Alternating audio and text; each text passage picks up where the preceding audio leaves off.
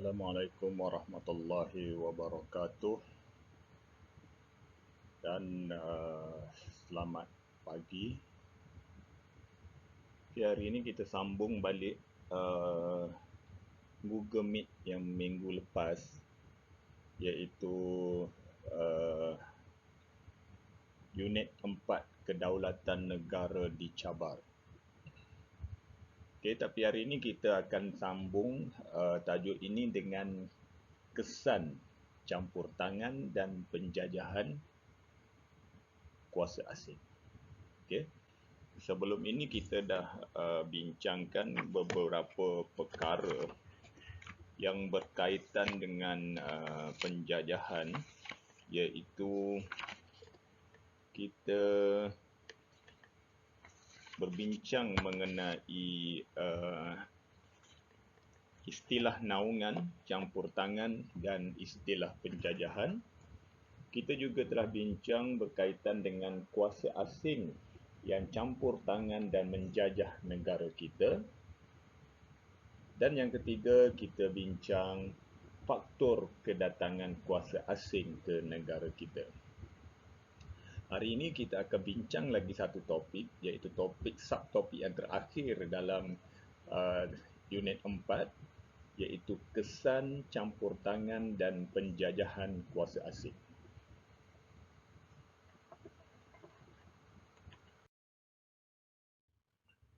Okey. Dalam tajuk yang ketujuh ni, perjuangan kemerdekaan negara, tajuk kesan campur tangan dan penjajahan kuasa asing, awak boleh tengok dalam buku teks muka surat 52 hingga 54, yang mana kita hari ini kita akan bincangkan mengenai menyatakan kesan campur tangan dan penjajahan kuasa asing terhadap pentadbiran dan sosioekonomi. Okey. Di akhir PDPR pada hari ini, kamu semua dapat menyatakan kesan campur tangan dan penjajahan kuasa asing terhadap pentadbiran dan sosioekonomi. Baiklah, kita teruskan dengan tajuk kita pada hari ini, kesan akibat penjajahan. Secara kasarnya, pendudukan kuasa asing ataupun penjajahan ataupun campur tangan kuasa asing ke negara kita telah membawa banyak perubahan sebenarnya. Perubahan khususnya dalam sistem pentadbiran di Tanah Melayu, di Sarawak dan di Borneo Utara, iaitu Sabah. Campur tangan dan penjajahan ini membawa perubahan-perubahan pentadbiran. Dan perubahan-perubahan ini boleh kita tengok dalam yang pertama sekali dari segi pentadbiran. Yang kedua, kita boleh tengok dari segi ekonomi. Dan yang ketiga ialah dari segi sosial. 3 perkara penting yang harus kita tengok dalam kesan penjajahan.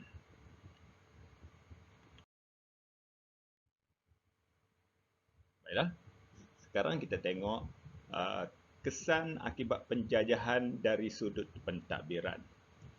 Dalam sudut pentadbiran ni, kita harus meneliti 5 perkara. Yang pertama ialah negeri-negeri Selat pada tahun 1826, Borneo Utara iaitu Sabah pada tahun 1881, negeri-negeri Melayu tidak bersekutu pada tahun 1909 dan 1914,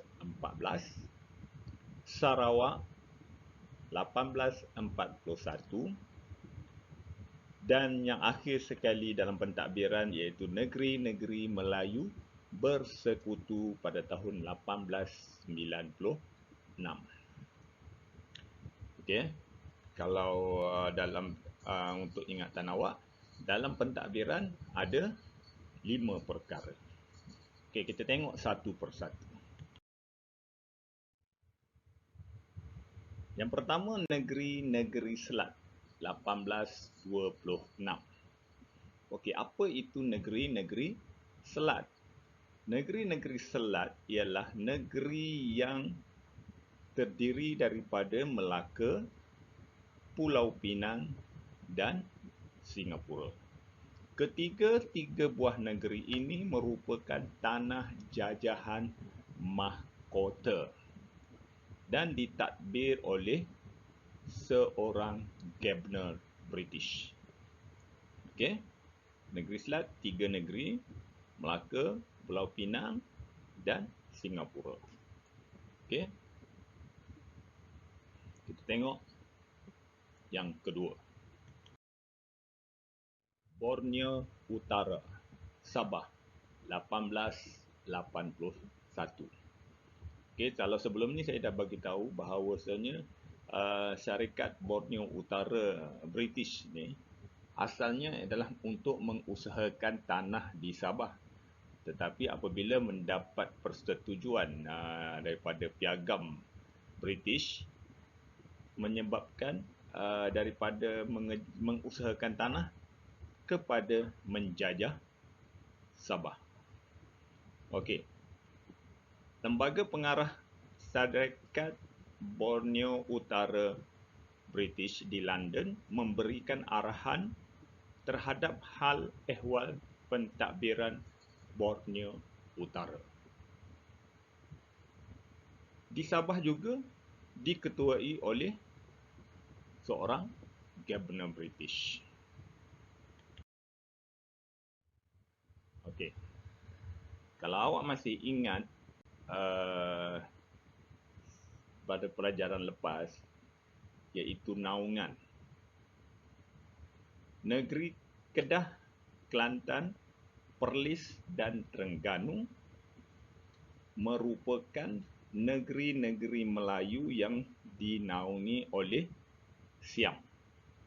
Tetapi apabila Siam sudah tak mampu untuk menaungi keempat-empat buah negeri ini, maka diserahkan keempat-empat buah negeri ini, iaitu Kedah, Kelantan, Perlis dan Terengganu kepada British menerusi perjanjian Bangkok 1909.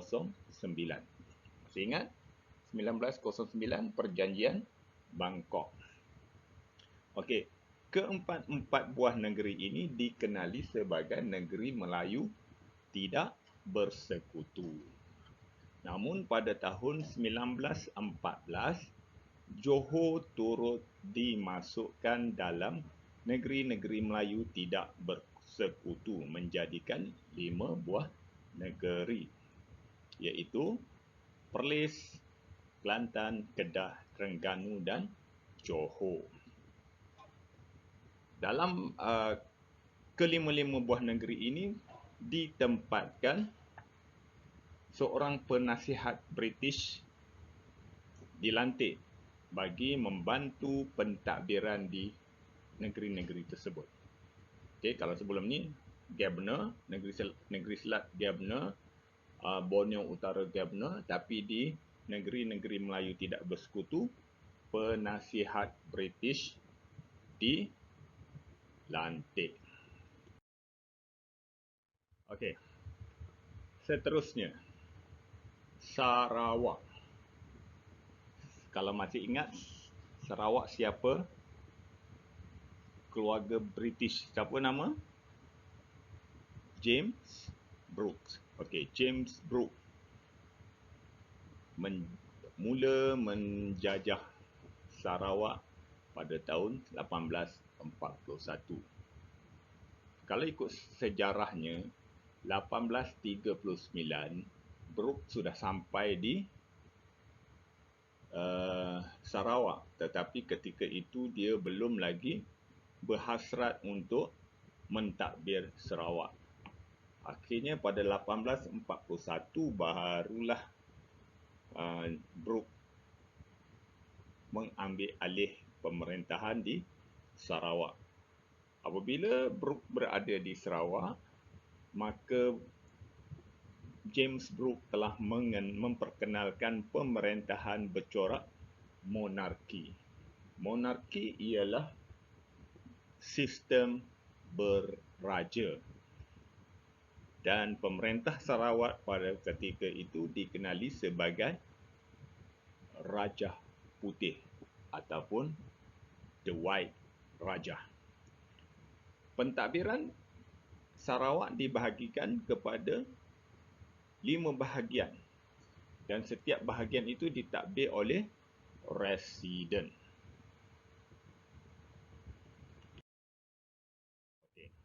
Dan yang terakhir dalam pentadbiran iaitu Negeri-Negeri Melayu Bersekutu 1896. Kalau kamu semua masih ingat, pada minggu lepas saya ada sebut negeri-negeri Melayu ni bersekutu ni selepas ada perjanjian Pangkor 1874 dan sehinggalah 1896 baharulah negeri-negeri ini ditempatkan seorang residen British. Okey, negeri-negeri Melayu Bersekutu ini terdiri daripada 4 buah negeri iaitu Perak, Selangor, Negeri Sembilan dan Pahang. Okey, keempat-empat ni dikenali sebagai negeri-negeri Melayu Bersekutu. Residen British dilantik untuk menguruskan pentadbiran negeri. Saya bagi tahu minggu lepas di Perak, residennya J.W.W. Birch. Di Selangor, J.G. Davidson. Di Negeri Sembilan, Martin Mister. Dan di Pahang, J.P. Rogers. Okey. Tu gambar yang tengah tu gambar residen British di Pahang, J.P. Rogers. Okey. Residen ini dilantik untuk menguruskan pentadbiran negeri kecuali hal ehwal berkaitan dengan agama, Islam dan adat resam orang Melayu. Adat istiadat orang Melayu. Dia tak campur. Hanya pentadbiran lain dia urus. Kalau hal ehwal agama dan istiadat orang Melayu di bawah Sultan. Okey, kita pergi pula kepada kesan dari segi ekonomi. Kalau tadi pentadbiran ada 5, ekonomi ada 4.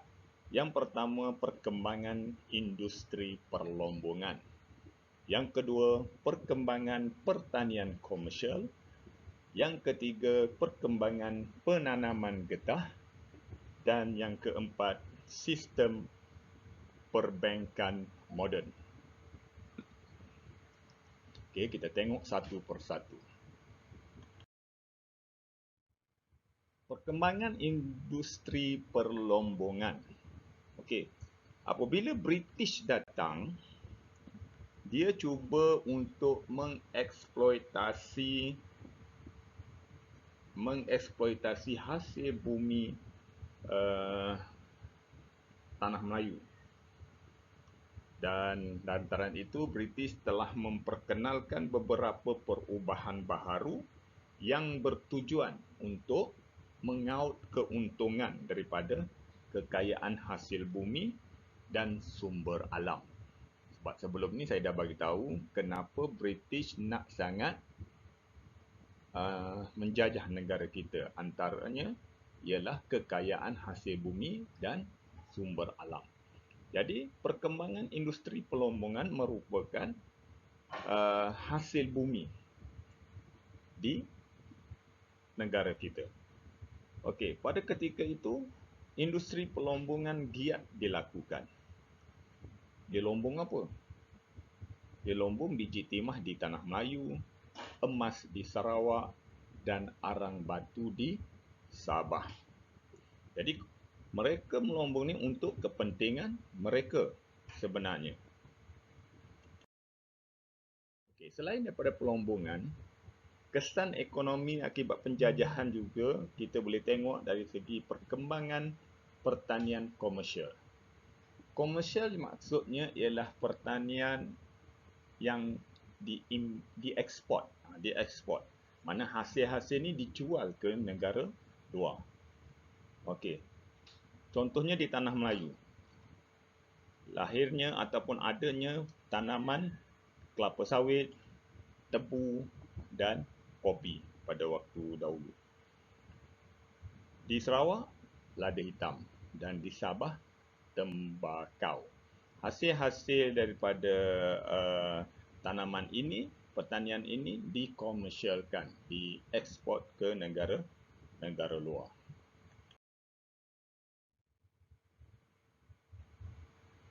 Yang ketiga iaitu perkembangan penanaman getah. Okey, perkembangan penanaman getah. Apabila kuasa asing menjajah, maka banyak estet-estet getah dibuka. Dan beberapa syarikat kuasa asing ini, antaranya seperti syarikat Eropah, iaitu Guthrie dan British North Borneo Company, terlibat dalam sektor penanaman getah. British North Borneo Company ni SBUB lah. Syarikat Borneo Utara British, ataupun dalam bahasa Inggerisnya British North Borneo Company. Okey. Terlibat dalam penanaman getah. Dan yang terakhir dalam ekonomi iaitu sistem perbankan moden. British datang, penjajah datang, mereka memperkenalkan sistem perbankan. Dulu tak ada bank. Bila orang datang, dia perkenalkan bank. Antara bank yang diperkenalkan, yang ditubuhkan di tanah Melayu ialah Mercantile Bank pada 1859 dan The Chartered Bank 1888. Okey, maka habislah dari sudut ekonomi. Sekarang kita tengok pula dari segi sudut sosial. Dalam sosial ada 5 benda. Tadi pentadbiran ada 5, ekonomi ada 4 dan sosial ada 5, iaitu pembentukan masyarakat majmuk. Kuasa asing datang, wujudnya masyarakat majmuk di negara kita. Kuasa asing datang, wujudnya bandar-bandar baharu. Wujudnya perkembangan kesihatan. Wujudnya perkembangan sistem pendidikan. Dan yang akhir sekali, perkembangan sistem pengangkutan dan perhubungan. Okey, kita tengok satu persatu. Pembentukan masyarakat majmuk. Okey, tadi kita dah bincangkan pasal pelombongan. Kita dah bincangkan pasal pertanian komersial. Untuk menguruskan pelombongan dan ladang-ladang getah tadi, British telah membawa masuk buruh-buruh dari negara China dan India. Tenaga kerja ni dibawa masuk. Orang China dibawa masuk, orang India dibawa masuk. Orang China ditempatkan di lombong-lombong, bekerja di lombong. Orang India ditempatkan di estet-estet getah. Dan orang Melayu kekal di kampung-kampung. Maka dengan penjajahan asing yang membawa masuk tenaga kerja dari China dan India menyebabkan negara kita menjadi masyarakat yang berbilang kaum. Sehinggalah ke hari ini. Dulu orang Melayu je kat tanah Melayu.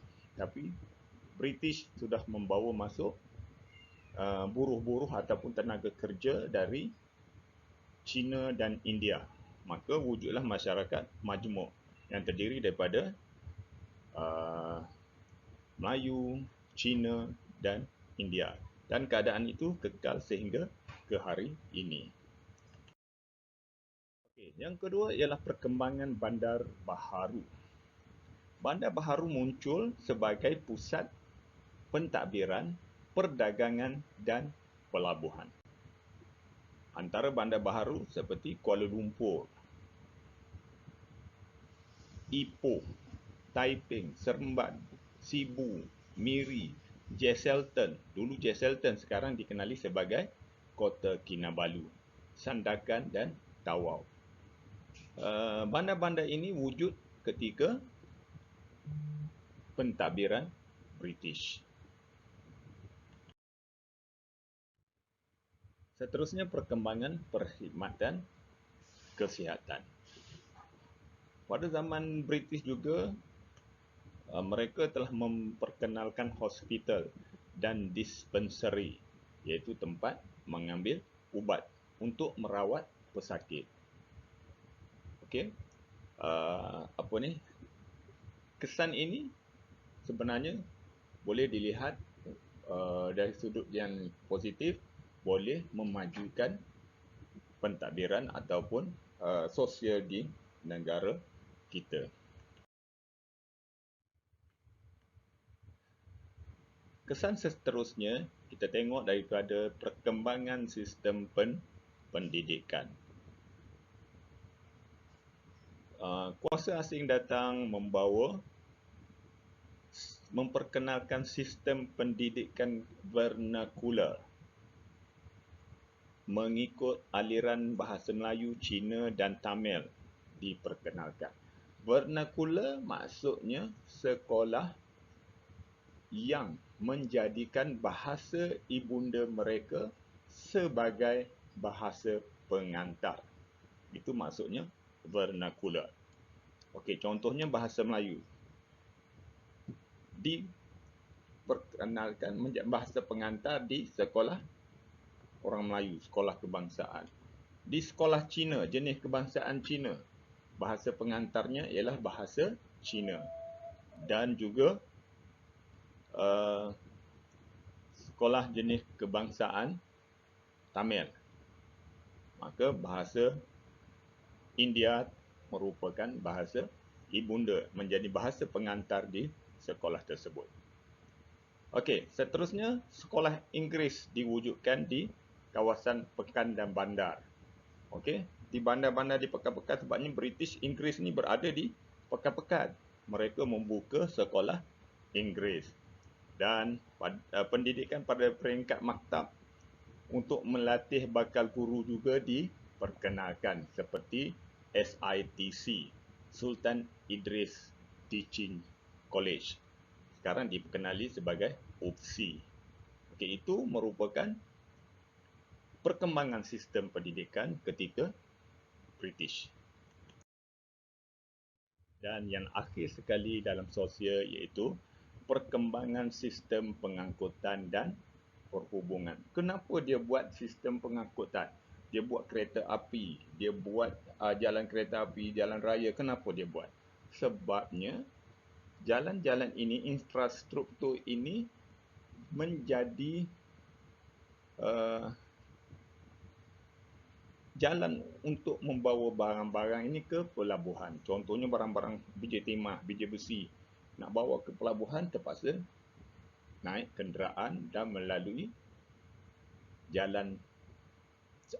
sistem pengangkutan. Kalau dengan kereta api, maka jalan kereta api diperkenalkan, dibuat, dibina. Jalan raya dibina, nak bawa barang-barang ke pelabuhan. Selain daripada itu juga sistem pos, telegraf dan telefon juga diperkenalkan. Okey. Jadi kita imbas balik dari kesan akibat penjajahan ada 3, iaitu pentadbiran, ekonomi dan sosial. Dalam pentadbiran ada 5 perkara yang perlu awak tahu. Yang pertama, Negeri-Negeri Selat 1826, Borneo Utara iaitu Sabah 1881, Negeri-negeri Melayu tidak bersekutu. 1909, 4 buah negeri, dan 1914 tambah dengan negeri Johor jadi 5. Sarawak 1841 dan negeri-negeri Melayu bersekutu 1896.